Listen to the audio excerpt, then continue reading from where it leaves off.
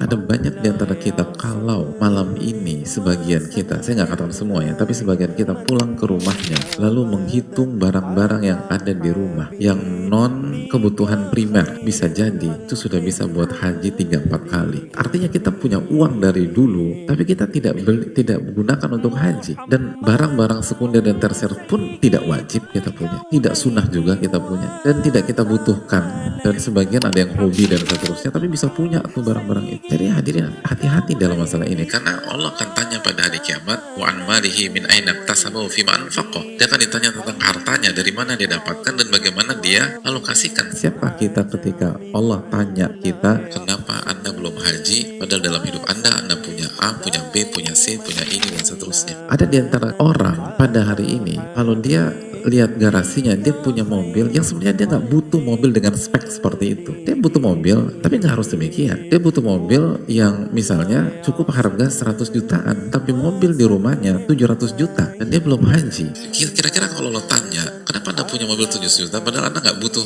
dengan kebutuhan primer mobil 700 juta. Anda tetap bisa ke kantor, bisa ngerjain banyak hal dengan mobil 100 juta. Oke, 600 juta itu, kenapa Anda nggak haji? Jadi ada banyak di antara kita, masalahnya bukan kemampuan, tapi kemauan dalam memprioritaskan haji.